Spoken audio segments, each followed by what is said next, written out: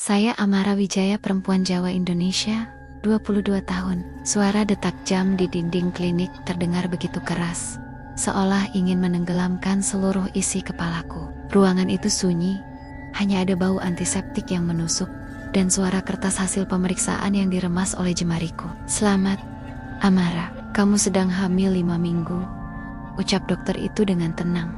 Seakan kalimatnya hanyalah hal biasa, tapi untukku, kata-kata itu bagai petir di siang bolong. Dunia berhenti berputar, nafasku tercekat di tenggorokan. 5 minggu, aku memejamkan mata, mencoba menghitung. 5 minggu yang lalu, malam yang seharusnya tidak pernah terjadi. Malam yang masih terus menghantuiku. Setiap kali aku terjaga di tengah malam, nama itu menari-nari di kepalaku. Ethan Jang, saudara tiriku, anak dari istri baru ayahku, Meilin, pria yang selama ini kulihat sebagai sosok asing yang tiba-tiba masuk ke dalam keluargaku. Dengan senyum dingin, tatapan tajam, dan cara bicara yang terlalu dewasa untuk usianya. Dia hanya 3 tahun lebih tua dariku, tapi terasa jauh berbeda. Dan malam itu, setelah acara ulang tahun ayahku yang ke-55, ketika semua orang sudah tidur, ketika aku sendiri di kamarku, pintu diketuk. Aku tak pernah menduga bahwa malam itu akan mengubah seluruh hidupku. Aku menggenggam erat kertas laporan medis itu. Tanganku gemetar. "Apakah ada yang ingin kamu tanyakan, Amara?" tanya dokter itu, menatapku penuh perhatian. "Aku ingin bertanya banyak hal. Apa yang harus kulakukan? Bagaimana aku akan menghadapi semua ini? Bagaimana aku bisa menyembunyikan kenyataan ini dari keluarga yang begitu menjunjung tinggi nama baik?" Tapi bibirku keluh. Aku hanya menggeleng pelan, lalu berdiri. Langkah kakiku terasa berat ketika meninggalkan ruangan itu. Setiap detik yang berlalu terasa seperti beban yang menindih dadaku. Aku merasakan sesuatu yang tidak bisa kudeskripsikan. Marah, takut, hancur. Tapi juga ada secuil rasa yang tak bisa kutolak, rasa yang membuatku ingin menangis lebih keras. Aku teringat jelas malam itu. Ethan masuk ke kamarku, matanya redup, napasnya berat. Ada bau alkohol dari tubuhnya. "Amara," suaranya lirih, hampir serak. Aku harusnya mengusirnya. Aku harusnya berteriak, tapi aku hanya berdiri kaku. Jantungku berdegup kencang. Semua terjadi begitu cepat. Sentuhannya, bisikannya, dan tatapannya yang membuatku lemah. Aku bahkan tak tahu bagaimana aku harus menyebut kejadian itu. Antara kesalahan atau keterjebakan. Dan Sakaran, aku mengandung benih dari malam itu. Perjalanan pulang ke rumah seperti mimpi buruk. Jalanan Surabaya sore itu macet, klakson bersahutan, orang-orang bergegas pulang. Tapi aku hanya menatap kosong keluar jendela taksi online yang kunaiki. Gedung-gedung tinggi, papan iklan, lampu merah, semua terlihat kabur. Sesampainya di rumah, aku berdiri lama di depan pagar besi hitam tinggi, dengan ukiran rumit, khas rumah-rumah elit. Rumah besar ayahku berdiri megah di depan mataku, dengan lampu-lampu taman yang baru saja menyala. Aku menarik napas panjang, mencoba menyiapkan diriku. Tapi begitu aku melangkah masuk, aku mendengar suara yang membuat kakiku lemas. Tawa, suara tawa dari ruang tamu. Suara Meilin, ceria seperti biasanya. Suara ayahku, berat tapi hangat. Dawn kemudian, suara Ethan. Aku terpaku di tempat. Tubuhku gemetar. Perlahan, aku melangkah mendekat. Jantungku seperti ingin pecah. "Kilian, maksudku, Ethan," terdengar suara Meilin yang lembut. "Coba lihat cincin itu. Cocok sekali di jari Clara." Clara? Siapa Clara? Dengan langkah ragu, aku masuk ke ruang tamu. Dan di sana, mataku membelalak. Ethan duduk di sofa, mengenakan kemeja putih sederhana. Wajahnya tenang, seolah tak pernah terjadi apa-apa. Di sampingnya, seorang wanita cantik duduk anggun. Rambut coklatnya tergerai, kulitnya putih bersih, matanya biru kehijauan. Jelas ia bukan orang sini. Cincin berlian berkilau di jari manisnya, memantulkan cahaya lampu gantung kristal di atas kepala mereka. Aku hampir kehilangan keseimbangan. Meilin tersenyum bangga, matanya berbinar. Ayahku menatap Ethan penuh kebanggaan, seperti seorang ayah yang menyaksikan putranya berhasil meraih masa depan gemilang. "Amara," seru Meilin dengan riang, menyadarkanku dari keterkejutan. "Kamu sudah pulang. Lihat ini.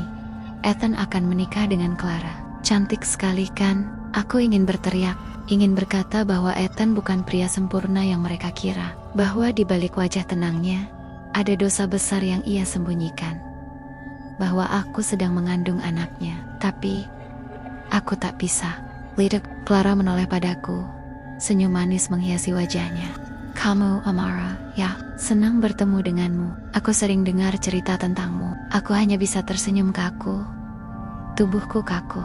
Salamat, suaraku nyaris tak terdengar. Itu kabar yang indah. Mataku menatap Ethan hanya sepersekian detik. Ia tidak bergeming. Tidak ada rasa bersalah. Tidak ada penyesalan. Ia bahkan berpura-pura aku tidak ada.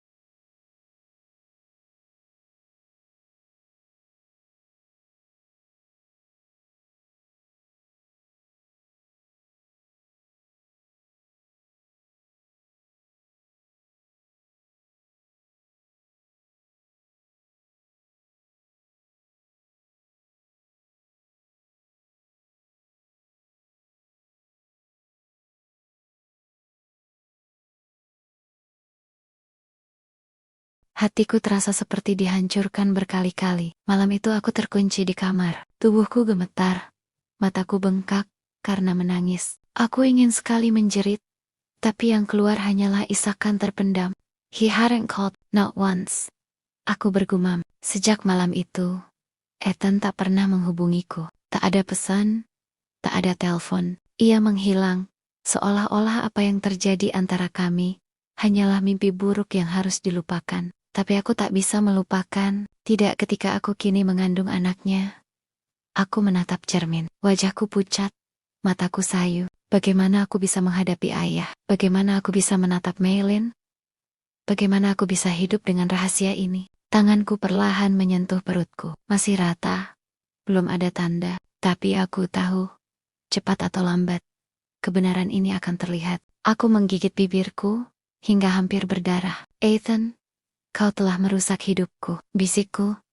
Air mata jatuh lagi. Tapi anak ini bukan kesalahanku. Dia tidak bersalah. Aku terisak sendirian, hingga larut malam, sambil memeluk bantal. Di luar, suara jangkrik terdengar samar. Di dalam kamar besar itu, aku merasa seperti terpenjara. Hari ini, segalanya dimulai. Hari ini, rahasia besar itu tumbuh di dalam diriku. Dan aku tahu, ini baru permulaan dari mimpi buruk yang lebih panjang. Malam itu aku tidak bisa tidur. Mata terus menatap langit-langit kamar.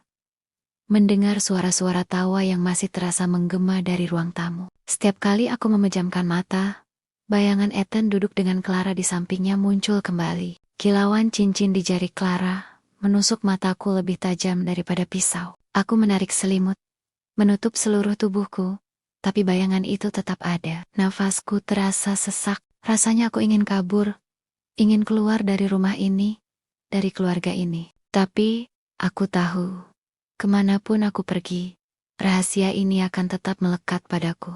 Aku hamil, dan pria yang membuatku hamil adalah calon suami perempuan cantik itu. Keesokan paginya, matahari Surabaya menembus tirai jendela kamar, dengan kehangatan yang ironis. Di luar, burung-burung berkicau, dunia seperti berjalan normal. Tapi di dalam dadaku, badai terus bergemuruh. Aku turun ke ruang makan dengan langkah berat. Maylin sudah duduk di sana dengan gaun sutra biru muda, riasan wajah tipis, namun tetap terlihat anggun. Ayahku membaca koran, sementara Ethan duduk di seberangnya, bercakap dengan Clara. Mereka tampak seperti pasangan ideal, seolah memang diciptakan untuk bersama. Pagi amarah, seru Maylin dengan senyum lebar. Kamu tidur nyenyak, aku hampir tersedak dengan kata-kata itu. Tidur nyenyak. Aku merasa tubuhku remuk, jiwaku hancur. Tapi, aku hanya mengangguk pelan. Ya, lumayan tante. Aku duduk di kursi paling ujung, berusaha sejauh mungkin dari Ethan.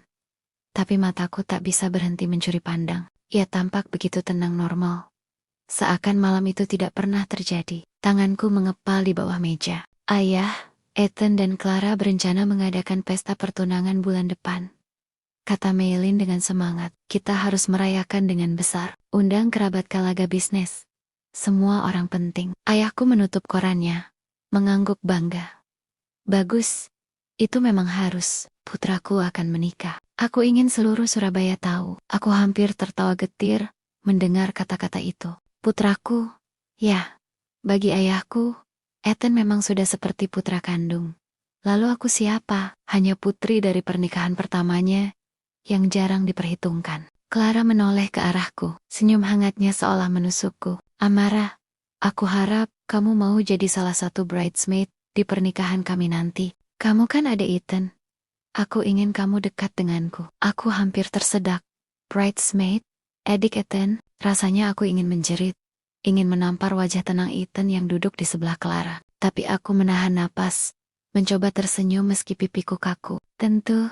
Kalau itu membuatmu senang, jawabku dengan suara nyaris patah. Ethan menatapku sekilas, tatapan singkat, kosong, lalu kembali menunduk ke piringnya. Tidak ada rasa, tidak ada penyesalan. Hatiku kembali remuk. Hari-hari berikutnya berjalan seperti mimpi buruk yang terus berulang. Clara semakin sering datang ke rumah, merencanakan pesta pertunangan, berbicara dengan Maylin, bercanda dengan ayahku. Suaranya memenuhi rumah.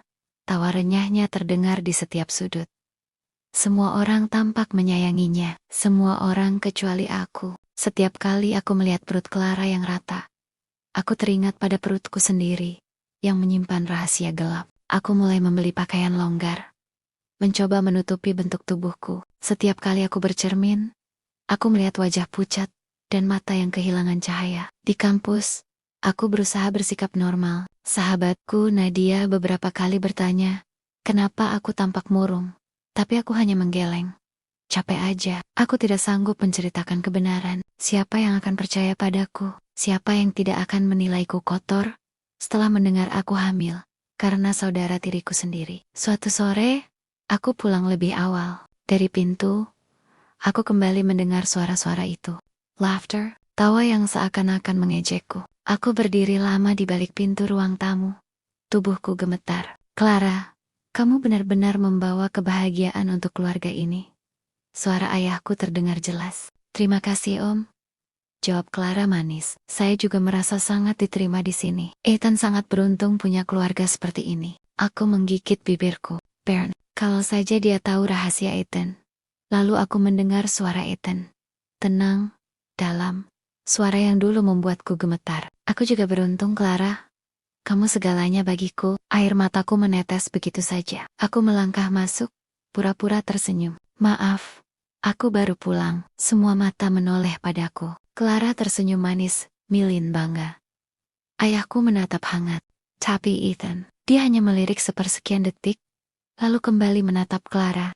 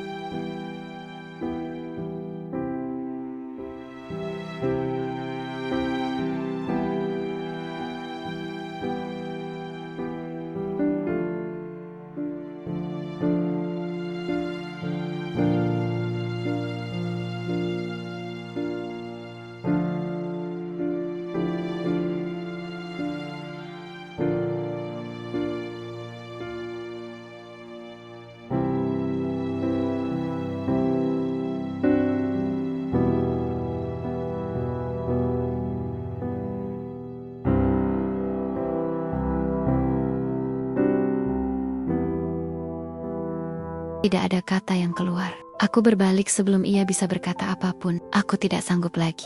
Di kamarku, aku menutup pintu rapat-rapat. Tubuhku gemetar. Kepalaku berputar. Aku baru saja mengatakan sebagian kebenaran. Reaksi Ethan membuatku semakin takut. Apakah ia akan menyangkal? Apakah ia akan menyuruhku menggugurkan? Atau lebih buruk? Apakah ia akan memberitahu Clara? Aku duduk di lantai, memeluk perutku yang masih rata. Tenanglah, nak. Bisik, Mama akan melindungimu. Meski seluruh dunia membenciku, aku tidak akan meninggalkanmu. Dan untuk pertama kalinya, aku merasakan sesuatu yang berbeda. Bukan hanya ketakutan, ada secuil keberanian yang lahir bersamaan dengan janin kecil di dalam tubuhku. Aku tahu jalanku akan penuh badai, tapi aku juga tahu aku tidak bisa terus berdiam diri. Rahasia ini terlalu besar untuk kusimpan selamanya. Amara Wijaya, perempuan Jawa Indonesia, berusia 22 tahun. Hidupku tak pernah terasa seberat ini. Setiap hari aku terbangun dengan perasaan hampa, seolah ada beban besar yang terus menindih dadaku. Aku berjalan, makan, bernafas, berbicara, semuanya kulakukan seperti manusia biasa. Tapi jiwaku tidak ada di sana. Sejak percakapan singkat dengan Ethan di koridor rumah, luka itu semakin dalam. Kata-katanya terus terngiang di telingaku. Malam itu hanya kesalahan. Aku tidak mencintaimu. Aku akan menikah dengan Clara. Baginya, semua yang terjadi hanyalah kesalahan yang bisa dihapus begitu saja. Tapi bagaimana dengan aku? Bagaimana dengan rahimku yang kini membawa jejak malam itu? Bagaimana dengan hidupku yang hancur karena satu malam yang tidak akan pernah bisa kuhapus dari ingatan? Hari-hari di kampus semakin berat. Aku kuliah di jurusan psikologi, Airnis Sekoli. Belajar tentang jiwa, trauma, luka batin, sementara diriku sendiri terjebak dalam trauma yang tak bisa kuselesaikan. Sahabatku, Nadia Siregar, perempuan Batak yang selalu keras kepala tapi tulus, mulai curiga. Mar, kamu kenapa sih? Akhir-akhir ini wajahmu pucat banget. Kamu jarang ikut nongkrong lagi. Bahkan makan siang pun sering kamu skip, tanya Nadia suatu siang di kantin.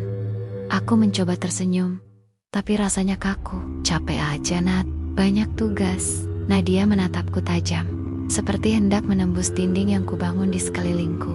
Jangan bohong. Aku tahu kamu ada masalah. Kamu bisa cerita sama aku, Mar. Apapun itu. Air mataku hampir pecah. Aku ingin sekali mengatakan semuanya tentang Ethan, tentang kehamilanku, tentang rasa takut yang membunuhku perlahan. Tapi lidahku keluh. Bagaimana aku bisa menjelaskan kalau aku mengandung anak dari saudara tiriku sendiri? Bagaimana aku bisa memastikan Nadia tidak akan menatapku dengan jijik setelah mendengarnya? Aku hanya menggeleng. Nanti aja ya, Nat. Nadia menghela napas panjang, lalu meraih tanganku. Ingat ya, aku di sini buat kamu. Jangan pernah simpan sesuatu sendirian sampai kamu hancur sendiri. Kalimat itu menusukku, karena kenyataannya aku memang sedang hancur sendirian. Malam itu, aku kembali bermimpi buruk. Dalam mimpiku, aku berada di sebuah ruangan gelap. Ada suara tangisan bayi, tapi aku tak bisa melihatnya. Lalu muncul bayangan Ethan, menatapku dingin sambil menggenggam tangan Clara. Kesalahan, hanya kesalahan. Besek, aku berteriak, tapi tak ada suara keluar dari mulutku. Aku terbangun dengan keringat dingin, tubuh gemetar, air mata membasahi pipi. Aku meraih perutku yang masih rata.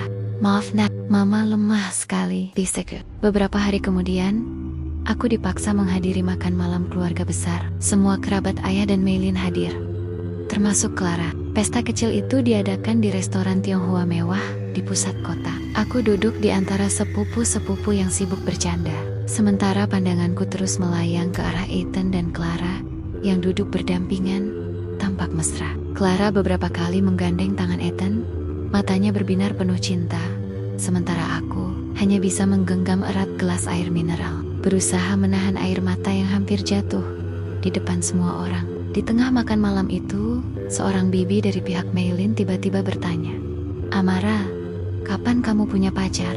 Jangan kalah sama Ethan. Sebentar lagi dia nikah. Loh, tawa pecah di meja itu. Semua orang menatapku dengan senyum menggoda. Aku tersenyum kaku, menunduk. Amara itu pemalu. Sahut Maylin dengan manis. Tapi jangan khawatir, nanti juga ada waktunya. Aku hampir tersedak.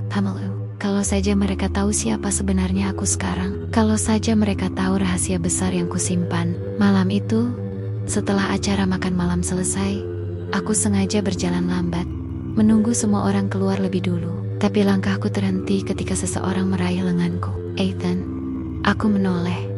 Wajahnya dingin. Kita harus bicara, katanya pelan. Aku menarik tanganku.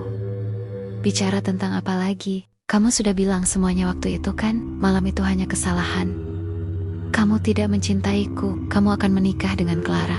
Tatapannya sedikit berubah, tapi ia tetap tegas. Amara, jangan pernah bilang hal-hal aneh di depan Clara atau keluarga. Jangan. Aku tidak mau mereka tahu. Hatiku tercapik. Kau takut mereka tahu? Kenapa? Karena kau malu? Karena kau ingin tetap jadi pria sempurna di mata mereka? Ethan mendekat. Suaranya rendah, hampir berbisik. Aku mohon, jangan hancurkan hidupku, Amara. Aku menatapnya dengan air mata yang siap jatuh. Bagaimana dengan hidupku, Ethan? Bagaimana dengan anak ini? Hidupku sudah hancur sejak malam itu. Ia terdiam, menatapku dengan wajah yang sulit kubaca. Lalu ia berbalik, meninggalkanku begitu saja. Amara Wijaya, perempuan Jawa Indonesia, 22 tahun. Aku menatapnya dengan air mata yang siap jatuh. Bagaimana dengan hidupku, Ethan? Bagaimana dengan anak ini? Hidupku sudah hancur sejak malam itu. Ia terdiam, menatapku dengan wajah yang sulit kubaca. Lalu ia berbalik, meninggalkanku begitu saja. Aku berdiri di sana. Tubuhku gemetar, air mataku jatuh tanpa bisa kutahan. Di kamarku malam itu, aku menulis di buku harian. Tangan gemetar, tinta pena bercacar di kertas. Hari ini, aku semakin yakin. Aku sendirian, tidak ada yang akan mengerti. Tidak ada yang akan percaya. Ethan hanya peduli pada dirinya sendiri. Ayah hanya peduli pada nama baik. Maylin hanya peduli pada pesta pertunangan. Clara, dia tidak tahu apa-apa. Dan aku hanya perempuan bodoh yang terjebak dalam luka yang tak pernah ku minta. Aku menutup buku itu dengan keras, lalu menekuk tubuhku, menangis sejadi-jadinya. Pagi berikutnya, aku berdiri di depan cermin. Wajahku bengkak karena menangis semalaman. Aku mengusap perutku. Mulai sekarang, aku tidak bisa terus begini. Aku harus lebih kuat. Untukmu, Nak. Aku tidak tahu bagaimana caranya, tapi aku harus bertahan. Aku menarik napas panjang. Luka ini masih mengendap, masih perih, tapi aku tahu suatu hari aku harus menghadapinya. Karena aku tidak bisa selamanya hidup dalam bayangan. Amara Wijaya, perempuan Jawa Indonesia, 22 tahun. Hari itu aku pulang lebih awal dari kampus. Hujan turun rintik-rintik, membasahi jalanan Surabaya yang padat. Udara lembab membuat rambutku lengket di dahi, dan langkahku terasa berat. Aku tidak tahu kenapa aku buru-buru pulang. Padahal setiap kali masuk ke rumah itu, jantungku selalu berdegup kencang. Seolah ada jerat yang menunggu untuk menahan napasku. Sesampainya di rumah, suasana lengang. Maylin sepertinya sedang ke salon ayah di kantor. Clara belum datang. Hanya ada satu mobil di garasi mobil Ethan. Aku mencoba melewati ruang tamu dengan cepat, berharap tidak bertemu dengannya. Tapi suara itu menghentikanku.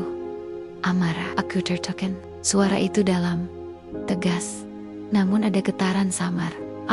Ethan berdiri di dekat tangga, mengenakan kemeja abu-abu, lengan dilipat sampai siku. Wajahnya teduh, tapi matanya penuh beban. Aku ingin bicara, katanya pelan. Aku ingin berkata tidak. Aku ingin berlari ke kamarku, menutup pintu, dan mengunci diri. Tapi kakiku tidak mau bergerak. Tubuhku seperti membeku di tempat. Akhirnya, aku mengangguk pelan. Baik, kami duduk di ruang tamu. Hanya berdua, sunyi. Hujan di luar menjadi musik latar yang memecah keheningan. Ethan menarik napas panjang. Amara, aku tahu aku salah. Malam itu, aku tidak bisa memaafkan diriku sendiri. Aku mabuk, aku kehilangan kendali. Aku tahu aku telah merusakmu. Aku menatapnya dengan mata berair. Kau pikir cukup dengan mengaku salah? Kau pikir kata aku mabuk bisa menghapus semuanya? Kau tidak hanya merusakku, Ethan. Kau meninggalkan luka yang tidak akan pernah sembuh. Ia menunduk. Kedua tangannya saling menggenggam. Aku minta maaf, tapi aku mohon, Jangan hancurkan hidupku. Jangan katakan apapun pada Clara atau keluargamu. Hatiku seperti diremas. Hidupmu? Bagaimana dengan hidupku? Bagaimana dengan anak ini? Ia mendongak, matanya melebar. Untuk pertama kalinya, aku menyebutkan itu dengan jelas. Anak. Suaranya hampir bergetar. Aku mengangguk. Air mata menetes. Ya, aku hamil. 5 minggu. Ini anakmu, Ethan. Suasana mendadak sunyi. Hanya suara hujan yang semakin deras terdengar dari luar. Ethan membeku di tempat. Wajahnya pucat, matanya kosong. Setelah beberapa detik yang terasa seperti selamanya, ia berdiri, berjalan mondar-mandir. Tidak, ini tidak mungkin. Aku bangkit, menatapnya dengan marah. Kau pikir aku berbohong? Kau pikir aku sengaja membuat cerita ini? Kau tahu aku bukan tipe orang seperti itu. Ethan berhenti, menatapku dengan wajah penuh kebingungan. Amara, aku akan menikah dengan Clara. Aku tidak bisa, aku memotong tajam. Kau tidak bisa. Kau tidak bisa mengakuinya. Kau tidak bisa bertanggung jawab. Jadi aku harus menanggung semuanya sendiri ya. Kau hidup bahagia dengan Clara. Sementara aku menyembunyikan perutku dari semua orang. Tangisku pecah. Kata-kata yang selama ini kupendam tumpah begitu saja. Aku ingin membencimu, Ethan. Aku benar-benar ingin. Tapi kenapa aku tidak bisa? Kenapa setiap kali aku menatapmu, aku masih ingat malam itu? Kenapa aku masih merasa lemah? Ethan mendekat, berdiri hanya beberapa langkah dariku. Tatapannya intens, suaranya rendah. Amara, aku tidak bisa memilih perasaan ini. Aku tidak bisa membiarkan Clara terluka. Aku tidak bisa membiarkan keluarga hancur. Aku harus menikahinya. Aku mundur setapak, dadaku sesak. Jadi aku apa, Ethan? Aku dan anak ini apa? Titik hitam dalam hidupmu. Ethan menutup mata, wajahnya penuh derita. Aku ingin memperbaiki semuanya, tapi aku terjebak. Aku menatapnya dengan getir. Kau tidak terjebak. Kau Emily, dan pilihanmu bukan aku. Bukan anak ini. Saat itu pintu rumah terbuka. Suara langkah kaki, suara ceria Clara memanggil nama Maylin.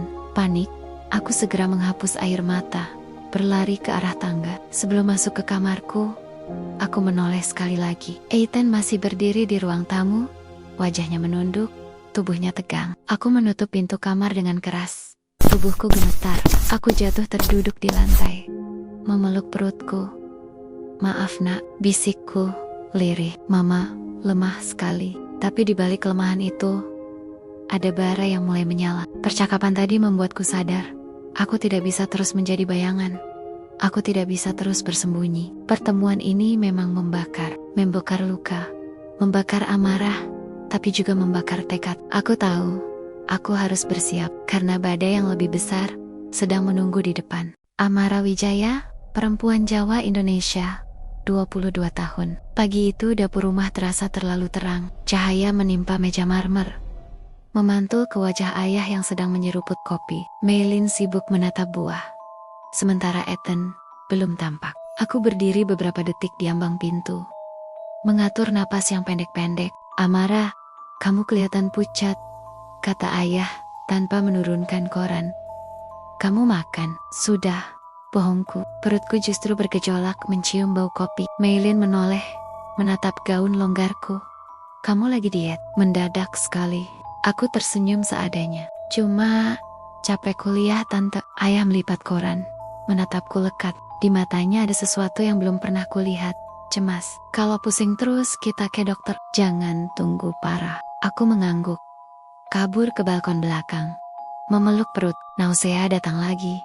Gelombang asin yang membuat lidahku pahit. Aku menarik napas panjang, menahan muntah lalu menandok, menghitung detik seperti anak kecil, memadamkan ketakutan. Di kampus, Nadia memotong langkahku. Mar, stop, duduk. Kami memilih bangku di bawah pohon trembesi. Angin siang menyapu rambutku, membawa bau tanah basah dari lapangan. Kamu makin aneh, katanya pelan. Kalau kamu sakit, bilang. Kalau kamu takut, juga bilang. Aku menatap ujung sepatuku, kata takut seperti pintu yang engselnya berderit. Air hangat menggenang di pelupuk. Nad, kalau aku hancur, kamu masih mau duduk di sampingku? Kalau kamu hancur, aku yang jadi lem. Ia tersenyum hambar. Tapi, Lem juga butuh tahu retaknya di mana. Aku menelan ludah, kata-kata sampai di ujung lidah, lalu mundur. Belum sekarang. Nadia menghela napas. Tidak memaksa. Ia menyelipkan biskuit ke tanganku. Kalau mual, gigit dikit, tekan di atas pergelangan tangan. Titik P6. Katanya bisa bantu. Aku tertegun. Kamu dari mana tahu? YouTube. Jawabnya ringan. Tak peduli apapun itu, kamu gak sendirian. Kalimatnya tinggal di dadaku seperti lilin menyala saat listrik padam. Malamnya ada makan keluarga kecil, sup esum pedas, udang saus padang, sayur kailan bawang putih. Clara datang, membawa kue kecil berhias krim putih. Tawa ringan mengisi ruang makan, tapi sendokku bergetar. Aroma udang menyerbu. Dinding perutku menegang. Amara, coba udang ini. Clara menyodorkan piring. Aku tersenyum, menolak halus. Dadaku berdebar. 1 dan 2 tik. Gelombang mual naik dan aku berdiri terlalu cepat. Maaf, kataku sebelum berlari ke kamar mandi. Lantai dingin menempel di lututku. Aku memeluk wastafel, muntah sampai air mataku bercampur air keran. Ketika pintu berderit, aku tak sempat menghapus wajah. Amara, suara lembut, panik yang ditahan. Ayah jarang memasuki ruang rapuhku. Tapi kali ini ia bersandar di kusen, menatap tanpa topeng. Sejak kapan begini? Cuma masuk angin. Kelaku, makanannya bukan. Ia memotong, tapi suaranya tidak marah. Besok pagi, kita ke dokter Ratih. Tidak ada debat. Aku ingin bilang, jangan. Lidahku berat. Aku mengangguk, bukan setuju. Hanya kehabisan tenaga. Di cermin, wajahku pucat seperti kertas baru. Aku menepuk-nepuk pipi, lalu menatap ke arah perut. Bertahan, ya, bisikku. Mama cari cara. Di kamar, ponselku bergetar. Ethan, apa ayah curiga? Aku mengetik. Dia mau bawa aku ke dokter besok. Balasan datang cepat, aku akan yures. Ku bilang kamu ada bimbingan skripsi. Tunda sehari. Tunda. Kata yang hanya menukar gelombang, bukan menutup badai. Meilin mengetuk. Masuk tanpa menunggu. Ia membawa tisu basah, minyak kayu putih. Duduk nak. Wanita itu duduk di tepi ranjang. Gerak-geriknya rapi, telaten. Ia mengusap pelipisku. Dulu waktu Ethan kecil sering muntah karena ma. Aku hafal baunya. Aku menahan napas. Aku gak apa-apa tante. Kalau perlu baju longgar, ambil di lemari lamaku, katanya lembut. Kadang perut kembung bikin ketat itu menyiksa. Isak menyesak di tenggorokan, di polik luka. Perhatian sederhana bisa terasa seperti pelukan. Terima kasih. Ia berdiri, hendak pergi, lalu menoleh. Kalau ada yang kamu sembunyikan, Amara, lebih baik cerita sama orang yang tepat sebelum orang yang salah menemukan. Matanya melembut. Aku bukan musuh. Ketika pintu tertutup, aku menekan mulut dengan telapak tangan, menahan tangis yang nyaris pecah. Pagi berikutnya, ayah sudah menunggu di garasi. Kemeja putih, lengan tergulung, kunci mobil berputar di jemari. Ayo, katanya singkat. Sebelum aku sempat melangkah, ponsel ayah berbunyi. Ia menatap layar, Canter, emergency. Ia menerima panggilan, berjalan menjauh. Dari nada suaranya, aku tahu. Rapat panjang. Ayah menutup telepon, menatapku menyesal. Maaf, ini harus kubereskan. Sore kita ke dokter ya. Aku mengangguk lega sekaligus takut. Penundaan lagi. Clara muncul dengan senyum kecil. Kalau pusing, minum jahe. Aku bawa teh ginger. Ia menyodorkan termos kecil. Bisa bantu mual. Aku menelan air ludah. Terima kasih. Terima kasih. Ia menatapku beberapa detik terlalu lama, seakan mencari pola di wajahku. Kamu sering mual pagi? Atau cuma karena udang semalam? Aku memaksakan tawa. No. Clara mengangguk, tapi matanya menangkap sesuatu di meja konsol. Kantong kertas apotek yang lupa kuselipkan. Tangannya terulur refleks. Boleh aku rapikan? Jantungku membentur rusuk. Aku melangkah cepat, meraih kantong itu lebih dulu. Biar aku saja. Vitamin. Suaraku menggantung. Vitamin apa? Tanyanya ringan. Biasa. Kuliah. Jawabku kaku. Clara tersenyum samar. Tidak menekan, tapi saat ia pergi, napasku baru kembali. Siang itu aku memberanikan diri menulis pesan pada ayah. Boleh sendiri saja ke dokter, biar ayah fokus kerja. Hanya pusing. Balasan singkat. Tidak. Kita bareng, keluarga tidak saling tinggal. Kalimat itu mengetuk sesuatu yang rapuh di dalam diriku. Ayah jarang berkata manis. Dan kini, justru kata sederhana membuatku ingin membatalkan semua kebohongan. Aku duduk di lantai kamar, meraih buku harian, menulis tanpa jeda. Aku takut, aku marah, aku lelah menjadi bayangan. Aku menulis tentang seorang ayah yang melihat tanpa benar-benar tahu. Seorang ibu tiri yang mungkin lebih peka daripada yang kukira. Seorang perempuan yang hendak menjadi ibu sebelum sempat menjadi tenang. Summer, aku menunggu langkah ayah di koridor, menunggu mobil dinyalakan, menunggu ruang praktik berbau antiseptik, menunggu pertanyaan yang belum berani ku jawab dengan jujur. Ketukan pelan terdengar di pintu. Bukan ayah. Clara berdiri di ambang, memegang amplop putih kecil yang kusangka sudah kusembunyikan. Ia mengangkatnya pelan. Ini jatuh di bawah sofa. Ia menelan ludah sebelum melanjutkan. Suaranya selembut kain sutra yang siap koyak. Hasil pemeriksaan darah. Amara, ini apa? Amara Wijaya, perempuan Jawa Indonesia, 22 tahun. Malam itu, rumah besar keluarga kami seperti panggung drama. Lampu gantung kristal menyinari ruang tamu. Bayangan jatuh di dinding marmer. Aku berdiri di tengah. Jantungku berdegup kencang. Sementara tangan Clara menggenggam amplop putih yang berisi hasil pemeriksaan darahku. Ia menatapku dengan mata penuh tanda tanya. Bibirnya bergetar. Amara, ini hasil tes HCG ini. Hasil tes kehamilan kan? Suasana baku. Ayah yang baru pulang kerja meletakkan tas kerjanya. Wajahnya penuh kebingungan. Kehamilan? Apa maksudnya ini, Amara? Napasku pendek-pendek. Aku bisa saja berbohong. Aku bisa mengatakan ini milik temanku. Tapi tatapan Clara terlalu menusuk. Tatapan ayah terlalu dalam. Dan di sudut ruangan, Ethan berdiri membatu. Wajahnya pucat seperti kertas. Aku tidak bisa lari lagi. Iya, suaraku pecah. Aku hamil. Maylin yang baru turun dari tangga terhenti di anak tangga terakhir. Suaranya pelan, hampir berbisik. Astaga, Amara. Ayah mendekat. Matanya membelalak. Siapa? Dengan siapa? Air mata jatuh, tanpa bisa kutahan. Aku menatap lantai, tapi suaraku akhirnya keluar lirih, gemetar, tapi jelas. Dengan Ethan, keheningan mendadak pecah menjadi serpihan tak kasat mata. Clara terperanjat, tubuhnya goyah, amplop di tangannya jatuh ke lantai. Maylin menutup mulut dengan kedua tangannya. Ayah mundur satu langkah. Wajahnya seperti tersambar petir. Dan Ethan, ia menutup mata, seolah ingin lenyap dari dunia ini. Ethan, Clara menjerit. Suaranya melengking, penuh ketidakpercayaan. Kamu ayah dari anak Amara? Ethan tidak segera menjawab. Diamnya justru menjadi jawaban. Clara menampar wajahnya dengan keras. Air mata bercucuran. Bagaimana bisa? Aku percaya sama kamu. Suaranya pecah. Ia berlari keluar rumah tanpa sempat menutup pintu. Aku ingin mengejarnya, ingin meminta maaf padanya, tapi kakiku berat. Aku juga korban. Tapi Clara tak akan pernah melihatku begitu. Ayah menggebrak meja. Kalian berdua mempermalukan keluarga ini. Bagaimana kalian bisa?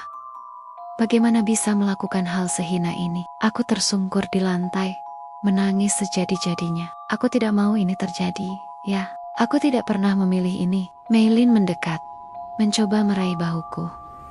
Amara, tenang, kita bisa bicarakan baik-baik. Tapi ayah menepis tangannya. Bicarakan, Maylin. Ini bukan hal kecil. Anakku sendiri dengan saudara tirinya. Aku mabuk malam itu. Suara Ethan akhirnya terdengar. Parau, nyaris patah. Aku bersalah. Ayah menoleh tajam. Wajahnya memerah. Tabak, itu alasanmu. Kau tahu akibatnya, Ethan. Kau menghancurkan hidup Amara. Kau menghancurkan keluargaku. Ethan menunduk, tak berani menatap. Aku mencoba bicara di sela tangisku. Ayah, aku tidak mau menggugurkan bayi ini. Dia tidak bersalah. Ayah memandangku. Matanya berkaca-kaca. Amara, apa yang kau pikirkan? Bagaimana orang akan memandangmu? Bagaimana mereka akan menatap keluarga ini? Aku tidak peduli. Aku berteriak, suaraku pecah. Aku hanya peduli pada bayi ini. Dia hidup, Ayah. Dia bagian dariku, dan aku akan melindunginya. Apapun yang terjadi. Ruangan hening kembali. Maylin menangis diam-diam. Ethan berdiri terpaku. Ayah terengah marah dan putus asa. Beberapa menit kemudian, terdengar pintu kembali dibuka. Clara muncul. Matanya sembab. Ia menatap Ethan dengan kebencian. Aku sudah tahu jawabannya, katanya dengan suara bergetar. Pertunangan kita selesai. Aku tidak akan pernah bisa hidup dengan pria seperti kamu. Ethan mencoba mendekat, tapi Clara mundur. Jangan sentuh aku. Ia berbalik, meninggalkan rumah untuk terakhir kalinya. Ethan jatuh berlutut, kepalanya menunduk. Aku menatapnya. Ada campuran marah, sakit hati, dan entah kenapa, secuil iba. Tapi aku tahu, semua sudah hancur. Malam itu, aku terkunci di kamarku. Aku duduk di lantai, punggungku bersandar di pintu. Tubuhku gemetar. Dari luar, terdengar suara ayah berdebat dengan Maylin, suara Ethan yang terisak, suara benda jatuh terbanting. Aku memeluk perutku. Air mata terus mengalir. Nak, dunia ini kejam, tapi Mama akan tetap bersamamu. Kamu bukan aib, kamu alasan Mama bertahan. Di luar, badai terus bergemuruh, tapi di dalam diriku, meski penuh luka, aku mulai merasakan kekuatan yang berbeda. Kekuatan seorang ibu. Aku tahu, malam pengakuan ini mengubah segalanya. Tak ada jalan kembali. Amara Wijaya, perempuan Jawa Indonesia, 22 tahun. Pagi setelah malam pengakuan, rumah kami seperti kota yang baru dilanda badai. Tidak ada piring pecah, tidak ada kaca retak, namun udara penuh serpihan yang tak terlihat. Ayah duduk lama di teras, memandangi jalan yang basah sisa hujan. Maylin mondar-mandir pelan, menyeduh teh, lalu membiarkannya dingin. Ethan mengurung diri di kamar tamu, dan aku duduk di tepi ranjang, memeluk perut yang masih rata, sambil menghitung napas agar tidak tumbang. Aku tidak menyalakan ponsel, aku tidak membuka tirai, yang kupunya hanya sunyi. Dan di tengah sunyi itu, suara kecil di dalam diriku bukan suara bayi, tapi suara tekad, pelan-pelan mengeras. Bertahan. Ayah akhirnya mengetuk pintu. Ia berdiri di ambang, lebih tua dari biasanya. Garis di dahi dan sudut mata, seperti digambar ulang semalam. Sarapan, katanya pendek. Di meja makan. Tidak ada yang berbicara. Sendok garpu bertemu piring, lalu berhenti. Hingga akhirnya, ayah meletakkan alat makannya dan menatapku. Kalau kamu memilih melanjutkan, suaranya serak, kamu tetap anakku. Aku takut pada omongan orang. Iya, tapi lebih takut lagi kalau kehilangan kamu. Ia menarik napas panjang. Maafkan ayah, karena marah. Ayah kaget, ayah hancur. Tapi kamu tidak sendirian. Kata-kata itu menetes ke dadaku seperti air hangat. Maylin mengangguk. Matanya basah. Aku akan dampingi kontrol dokter. Kita cari bidan yang kamu nyaman. Baju-baju longgar ada di lemari lamaku. Dan kalau kamu mual, aku punya resep wedang jahe dari ibu. Ia mencoba tersenyum. Aku tidak tahu bagaimana caranya jadi ibu yang tepat bagimu. Tapi aku akan belajar. Aku menunduk, menutupi wajah dengan telapak tangan. Tangis itu tidak lagi malu. Ia adalah jawaban. Siang hari, Ethan mengetuk pintu kamarku. Wajahnya lelah, matanya bengkak. Clara sudah pergi. Pertunangan berakhir. Ia menelan ludah. Aku salah, Mar.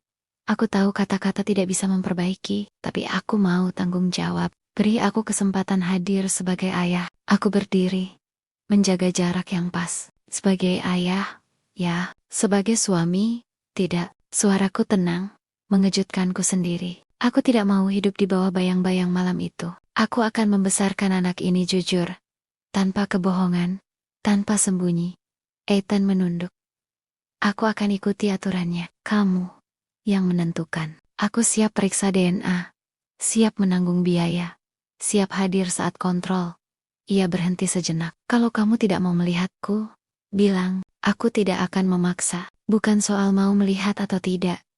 Jawabku. Ini soal batas. Kita tidak akan pernah jadi kita, tapi kamu akan selalu punya pintu untuk bertemu anakmu di terang, bukan di gelap. Sore, Aku duduk berdua dengan ayah di teras. Bau tanah basah naik dari kebun kecil. Ayah, kataku pelan, aku mau pindah sementara, dekat kampus. Biar pikiranku jelas, aku akan tetap datang setiap akhir pekan. Ayah menatapku lama, lalu mengangguk. Kalau itu membuatmu lebih kuat, ayah dukung. Tapi jangan pergi, karena merasa diusir. Ya, aku pergi karena ingin berdiri di kakiku. Baik, katanya. Ayah antar cari kontrakan. Malamnya, kamar-kamar kembali menyala. Meilin mengemas beberapa gaun longgar. Menempelkan catatan kecil di atasnya, kapan dipakai, dicuci bagaimana. Hal sepele yang membuatku merasa ditingkahi sayap. Nadia menelepon. Dan untuk pertama kalinya, aku menceritakan semuanya tanpa potong, tanpa hias. Di ujung sana, ia tidak kaget, tidak menghakimi. Ia hanya berkata, kamu pilih jujur. Itu yang akan menyelamatkanmu. Aku ikut kontrol pertama ya. Amara Wijaya, perempuan Jawa Indonesia, 22 tahun. Beberapa hari setelahnya, aku menatap langit Surabaya dari jembatan tertutup kenjeran. Laut memantulkan cahaya pagi, seperti cermin yang sedikit retak. Aku berdiri di sana, membiarkan angin menembus baju, membiarkan rambutku berantakan. Di tanganku ada buku kecil, bukan buku harian yang penuh air mata, melainkan agenda kosong. Halaman pertama kutulis besar-besar, yang kupilih. Di bawahnya, kutulis daftar yang sederhana. Alamat bidan, jadwal kuliah yang harus kurestruktur, tabungan yang perlu kususun ulang, target magang paruh waktu, vitamin yang harus kuminum, nomor taksi langganan untuk keadaan darurat, dan satu baris yang paling penting, telepon ayah setiap malam. Telepon bergetar pesan dari Ethan. Dokter merekomendasikan tes darah lanjutan. Aku bisa antar kapan saja. Atur waktumu. Aku ikut. Aku menatap layar. Ada benci yang belum sembuh. Ada amarah yang belum padam. Tapi juga ada tawaran untuk menukar gelap dengan terang. Kita bertemu di klinik, bukan di rumah. Bawa buku kecil untuk tanda tangan persetujuan. Balasku, siap. Tulisnya singkat. Sebelum pulang, aku membisikkan sesuatu pada laut. Aku tidak memilih apa yang terjadi, tapi aku memilih bagaimana aku berjalan sesudahnya. Angin membawa kalimat itu ke kejauhan, dan untuk pertama kali dalam waktu lama, dada terasa lega. Di kontrakan kecil dekat kampus, aku menata hidup baru. Spray polos, teko listrik untuk wedang jahe, kalender dinding dengan kotak-kotak penuh coretan. Malam-malam pertama, aku masih terbangun oleh sisa mimpi buruk, namun tidak lagi sendirian di meja. Ada daftar telepon darurat. Di kepala ada rute angkot ke klinik. Di hati ada janji yang terus kuulang. Kamu bukan kesalahanku, kamu alasanku bertahan. Suatu sore, ayah datang membawa kotak kayu kecil. Warisan ibumu, katanya. Di dalamnya ada selendang batik halus dan secari kertas dengan tulisan tangan ibu.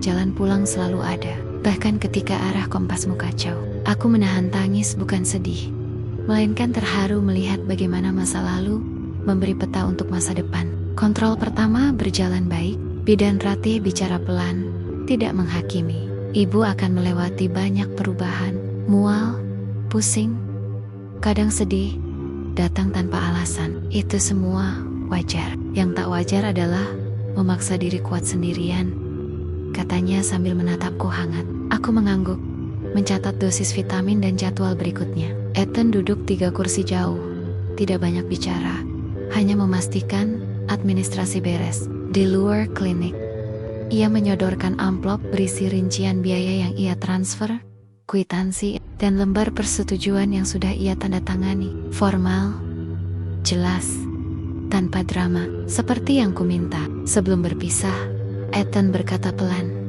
terima kasih, memberi aku peran yang pantas. Aku akan belajar jadi ayah yang hadir, tanpa menuntut apapun dari kamu. Aku mengiyakan, menatap lurus. Kita berutang kejujuran pada anak ini. Malam itu, aku kembali ke kontrakan, menyalakan lampu kecil dekat jendela. Kota mengeluarkan dengungnya yang akrab. Aku membuka agenda ke halaman yang berbeda, dan menulis surat pendek untuk diriku di masa depan. Jika suatu hari kamu ragu, ingat pagi di kenjeran. Ingat tangan ayah yang gemetar, tapi tetap menggenggam bahumu. Ingat Meilin yang mengurut pelipis saat mual datang. Ingat Nadia yang duduk tanpa syarat. Ingat kamu yang berdiri Ketika tidak ada kursi yang nyaman tersisa, kamu tidak hanya selamat, kamu memilih hidup. Aku menutup buku, memegang perutku, dan tersenyum kecil. Di luar jendela, lampu-lampu jalanan menyala satu-satu, seperti bintang yang sengaja diturunkan lebih dekat, agar manusia bisa melihat bahwa gelap tidak pernah benar-benar total. Di tepi malam, aku berbisik lagi, kali ini bukan pada laut, tapi kepada jiwa kecil yang tumbuh di tubuhku. Kamu bukan kesalahanku, kamu adalah alasan terindah dari semua alasan. Mulai hari ini, kita melangkah ke depan.